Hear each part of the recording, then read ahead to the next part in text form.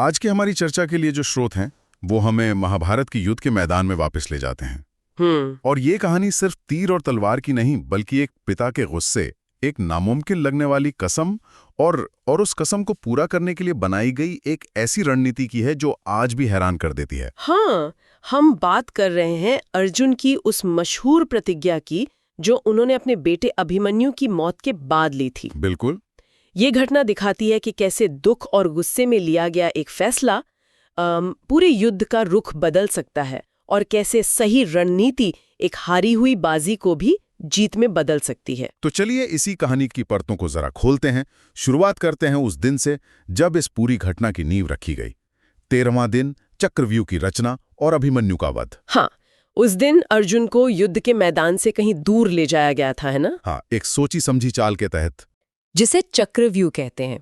अब हमारे कई श्रोता जानते होंगे कि चक्रव्यूह एक फौजी घेराबंदी थी, लेकिन इसकी खासियत क्या थी ये समझना जरूरी है। हाँ, क्योंकि इसे सिर्फ एक घेरा कह देना मतलब वो काफी नहीं होगा। ये असल में था क्या? सोचिए, ये एक घूमती हुई भूल भुलैया थी जिसकी परतें लगातार अपनी जगह बदलती रहती थीं। अच्छा। आप जिस रास्ते से अंदर जाते वो रास्ता आपके पीछे बंद हो जाता।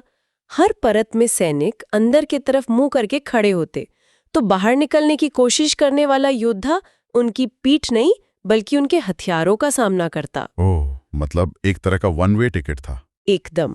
इसलिए अंदर जाना एक बात थी, पर बाहर आना लगभग नामुमकिन था।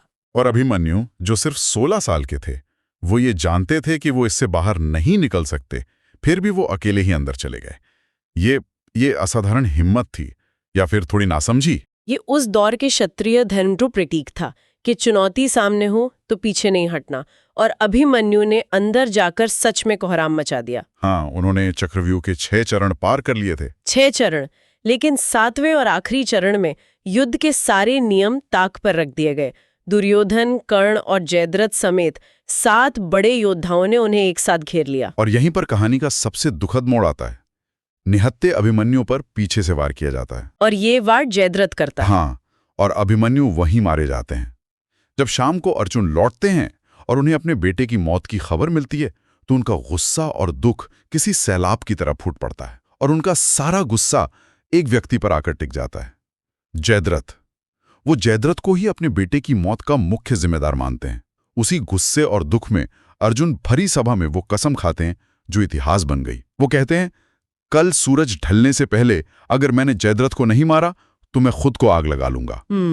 और एक योद्धा के तौर पर यह सुनने में बहुत वीर लगता है, लेकिन एक रणनीतिकार की नजर से देखें तो क्या ये एक बहुत बड़ी गलती नहीं थी? ये एक बहुत बहुत बड़ा जोखिम था। आपने पांडवों की सबसे बड़ी ताकत यानी अर्जुन को एक टाइम लिमिट में बांध दिया। सही। कौरवों के लिए तो ये जीत का एक आसान फॉर्मूला बन गया। उन्हें अब अर्जुन को हराने की जरूरत नहीं थी, उन्हें बस जयद्रथ को एक दिन के लिए छुपा कर रखना था। घड़ी की सुइयां उनका काम कर देती। तो कौरवों का खेमा तो जाहिर है जश्न मना रहा होगा। उन्हें लगा होगा कि युद्ध तो अब बस एक दिन का खेल है। हाँ, जयद्रथ पहले तो बहुत डर गया था, लेकिन दुर्योधन ने उसे भरोसा दिलाया।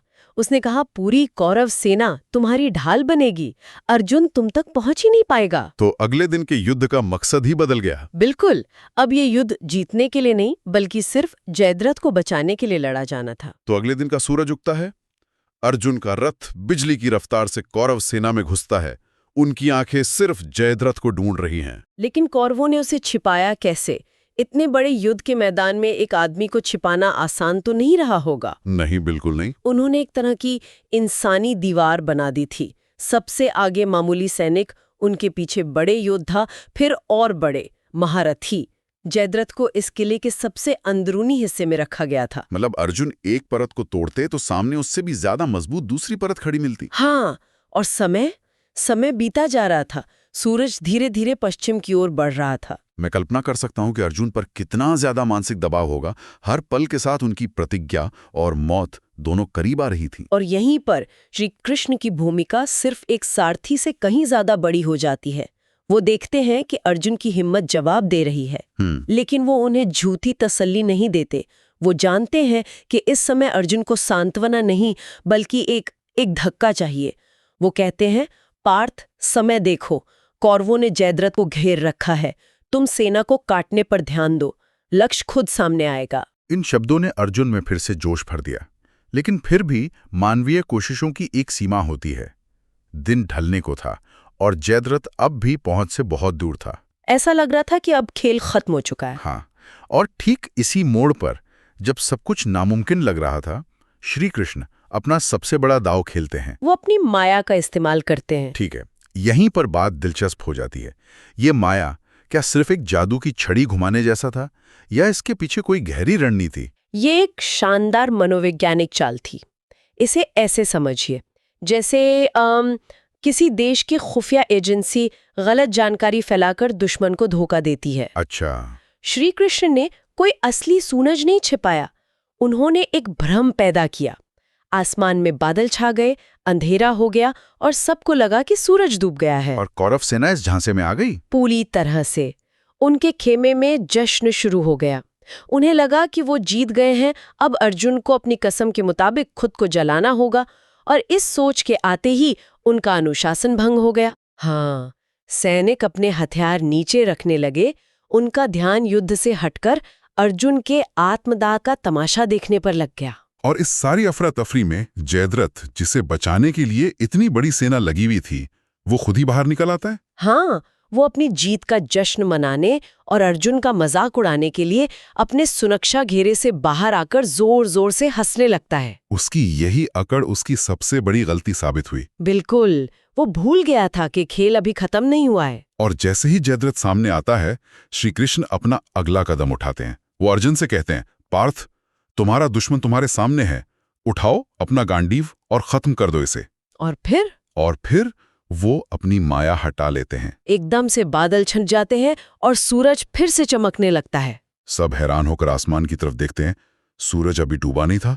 कौरवों के, खासकर जयद्रथ और दुर्योधन के पैरों के नीचे से तो जमीन खिसक गई होगी। जाहिर है, जिस जीत का वो जश्न मना रहे थे, वो एक धोखा थी। अर्जुन अपना गांडीव उठा लेते हैं, निशाना साध लेते हैं।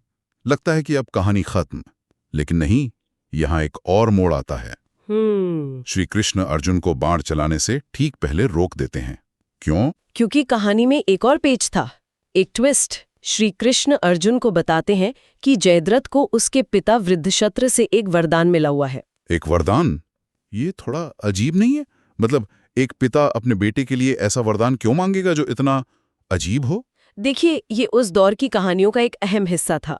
वरदान और श्राप उस दुनिया के नियम की तरह थे, जिन्हें तोड़ा नहीं जा सकता था। हाँ, उन्हें अपनी चतुराई से मोड़ा जरूर जा सकता था। तो क्या था वरदान? वरदान ये था कि जो कोई भी जयद्रथ का सिर काटकर जमीन पर गिराएगा, उसके अपने सिर के भी 100 टुकड़े हो जाएंगे। अरे वाह, तो एक तरह का डेड मैन स्विच था। जयद्रथ को मारो और खुद भी मरो। सही समझे। अब अर्जुन अपनी कसम कैसे पूरी करते? अगर वो जयद्रथ को मारते हैं तो वो खुद भी मारे जाएंगे। अब यहाँ श्री कृष्ण की भूमिका एक डिवाइन स्ट्रैटेजिस्ट के रूप में सामने आती है। वो इस समस्या का एक ऐसा हल निकालते हैं जो किसी कानूनी लूप होल को ढूंढने जैसा है। अच्छा। वो नियम को तोड़ नहीं रहे, बल्कि नियम का ही इस्तेमाल करके उसे बेकार कर रहे हैं। और वो हल क्या था? श्री कृष्ण बताते हैं कि जयद्रथ का पिता यहाँ से 100 योजन दूर एक जंगल में बैठकर शाम की पूजा कर रहा है। वो अर्जुन को निर्देश देते हैं, तुम्हें अपना बाण ऐसे चलाना है कि जयद्रथ का कटा हुआ सिर उड़कर सीधा उसके पिता की गोद में जाकर गिरे। एक मिनट, क्या ये मुमकिन है? एक बाण से सिर काटना और उसे सैकड़ों किलोमीटर दूर किसी की गोद में गिराना? ये तो किसी गाइडेड मिसाइल जैसा लगता है। महाभारत की कहानियों में ऐसे दिव्य अस्त्रों का जिक्र है। यहाँ जोर अर्जुन की धनुर्विद्या के उस स्तर पर है जो लगभग अकल्पनीय है। लेकिन योजना का असली कमाल आगे है। वो कैसे? श्री कृष्ण जानते थे कि जब जयद्रथ का पिता, जो गहरी तपस्या में लीन है, अचानक अपनी गोद में कुछ भारी चीज गिरने से हड़बड़ाकर उठेगा, तो वो सिर स्वाभाविक रूप से उसकी गोद से जमीन पर गिर जाएगा। तो जैसे ही सिर जमीन पर गिरेगा, वरदान अपना काम करेगा। लेकिन सिर को जमीन पर गिराने वाला व्यक्ति अर्जुन नहीं, बल्कि खुद जयद्रथ का पिता होगा। वाह, बिल्कुल सही। तो वरदान का असर भी उसी पर होगा, अर्जुन पर नहीं। ये नियम की एक शानदार व्याख्या है। और अर्जुन ठीक वैसा ही करते हैं। उनका बाण जयद्रथ का सिर धड़ से अलग करके सीधा उसके पिता की गोद में ले जाता है। पिता हड़बड़ाकर उठता है, सिर जमीन पर गिरता है और वरदान के असर से उसी के सिर के 100 टुकड़े हो जाते हैं। इस तरह एक ही तीर से 2 निशाने लगते हैं। हाँ, अर्जुन की प्रतिज्ञा भी पूरी होती है और वो वरदान के श्राप से भी बच जाते हैं। तो ये थी अर्जुन की प्रतिज्ञा की कहानी, एक ऐसी कहानी जो दिखाती है कि कैसे गुस्सा, रणनीति और दिव्य हस्तक्षेप ने मिलकर एक नामुमकिन लक्ष्य को मुमकिन बना दिया। हमने देखा कि कैसे एक पल के गुस्से में ली गई कसम को पूरा करने के लिए न सिर्फ बाहुबल बल्कि असाधारण बुद्धि का भी इस्तेमाल किया गया। सही कहा। और ये कहानी इस बात पे भी रोशनी डालती है कि युद्ध सिर्फ मैदान में हथियारों से नहीं बल्कि योद्धाओं के दिमाग में भी लड़ा जाता है। हाँ, ये बहुत दिलचस्प बात है। श्री कृष्ण की माया कोई जादू नहीं थी, वो एक मनोवैज्ञानिक जीत थी। उन्होंने कौरवों के मन में जीत का भ्रम पैदा करके उनके आत्मविश्वास और अनुशासन को तोड़ दिया और यही उनकी हार की वजह बना। तो ये दिखाता है कि बुद्धि और विवेक अक्सर शारीरिक शक्ति से ज्यादा ताकतवर होते हैं। बिल्कुल। जो हमें इस चर्चा के अंत में एक दिलचस्प सवाल पर लाकर छोड़ता है। इस पूरी घटना को देखें तो जीत का सेहरा किसके सिर बंधना चाहिए? अर्जुन के पराक्रम के, जिसने अकेले ही एक पूरी सेना को रोके रखा, या श्री कृष्ण की चतुराई के, जिन्होंने हारी हुई बाजी को पलट दिया? शक्ति और बुद्धि के इस खेल में आखिर में किसका पलड़ा भारी रहा?